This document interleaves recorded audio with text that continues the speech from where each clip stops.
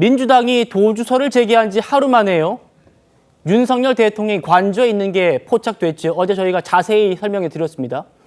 청와대에서 5년 동안 근무했던 윤건영 의원조차도 대통령이 맞다고 하고 있는데 민주당의 음모론 계속 이어지고 있습니다. 시작하겠습니다. 일단 관저 안에 윤 대통령이 머물고 있는 건 맞습니까? 어제 모습을 드러냈죠. 바로 뒤에 보면 경호 가방을 한 분이 들고 계세요. 즉 경호 가방은 소위 말하는 VIP가 있을 때 드는 가방이거든요. 그래서 아마 모양새나 이런 걸 봐선 윤석열 대통령이 맞는 것 같고 그리고 주변에 있는 경호원들의 대형이나 경호 가방들로 봤을 때도 윤 대통령이 맞다라고 봐집니다. 대통령께서는 관저에 계십니다. 네, 그거는 여러분들께서 의심할 여지가 없는 것이고 그 부분을 가지고 의심하고 도피서를 제기하는 사람들은 특정 목적을 가지고 음모를 만들어내는 것입니다. 있을 수 없는 일입니다. 김영주 의원님, 네. 저희가 어제 대통령의 풍채 또 걸음걸이 여기에만 집중을 하느라 좀 놓쳤던 것 같습니다. 네. 저 윤건영 의원 예리하게 분석했어요. 네. 저기 빨간색 이제 동그라미가 이제 대통령이고 그 옆에 노란색 동그라미 이겁니다. 네. 지금 네. 가방 하나 들고 있잖아요. 네. 저게 대통령 경호 가방이라는 거예요. 네. 저희가 좀 더 선명한 영상 하나 더 준비했습니다. 바로 보여주십시오. 예전에 박근혜 전 대통령이 소주병을 던지는 그 테러를 당한 적이 있었는데요. 네. 그때 대통령 경호원들이 가방을 펼쳤습니다. 잠시 뒤 나올 거예요. 자, 가방 이겁니다. 이거.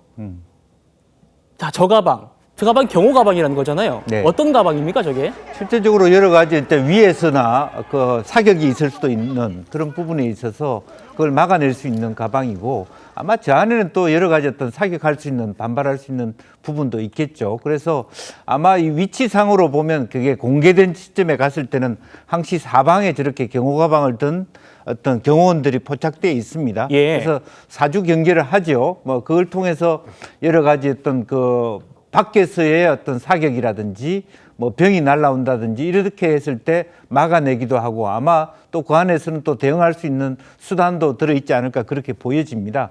그래서 실제적으로 그러한 그 경호원들이 현재 관저에 대통령이 계시다라고 하는 것을 저 경호 가방이 상징적으로 나타낸다 그렇게 봐야 될 것 같습니다. 그렇군요. 변호인들이 대통령이 관저에 있다고 하고 또 지금 보시는 것처럼 경호 가방을 든 장면까지 포착됐는데도 민주당은요 여전히 도피서를 굽히지 않는 것 같습니다. 들어보시죠. 전 사실상 도피했다가 돌아왔을 수도 있다고 그렇게 생각을 보시는군요. 하거든요. 예. 왜냐하면 예. 박은정 의원이 바로 옆에 합참 정장 예. 공간이 있고 그 안에 벙커 있고 패닝룸까지 있다. 패닝룸 갈 수도 있죠. 이런 가능성은 공수처장도 인정했고 영화에서 너무 많이 예. 봐가지고요.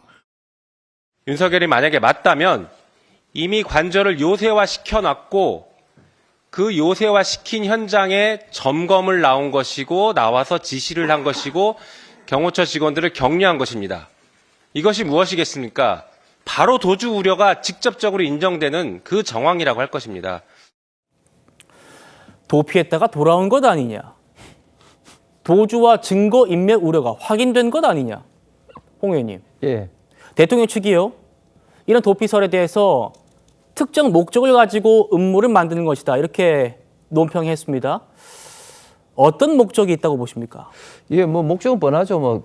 저렇게 이야기함으로써 첫 번째는 대통령이 이제 도망갈 수 있다는 그런 걸 통해서 이제 국민들에게 좀 망신을 주고자 하고 또 두 번째는 앞으로 뭐 다가오는 뭐 체포영장 내지는 또 더 나아가서는 어떤 구속영장 집행에 있어서도 어떤 도주의 우려가 있으니까 영장을 집행해야 된다 이런 어떤 법적인 목적으로도 쓸 수도 있고 또 세 번째는 지금 한남동 앞에 많은 어떤 국민들이 이 엄동설 안에도 대통령을 지키겠다고 지금 하고 있는데 그리고 특히 젊은 어떤 청년 세대가 굉장히 많이 있습니다. 이런 어떤 분들에 대해서 대통령이 도망가니까 어떻게 보면 좀 힘을 빼기 위한 어떤 그런 어떤 목적으로 이야기를 하고 있는 것 같습니다. 그런데 과연 민주당 의원들이 이런 어떤 음모론이 뭐 지금 이제 한두 번이 아니죠. 뭐 특히 최근에 뭐 또 비행기 전용기가 뭐 뜬다든지 또 북한 어떤 고의적인 어떤 그런 충돌 어떤 이야기 가능성부터 해서 또 그 이전에 올라가면 뭐 광우병부터 해서 수많은 이런 어떤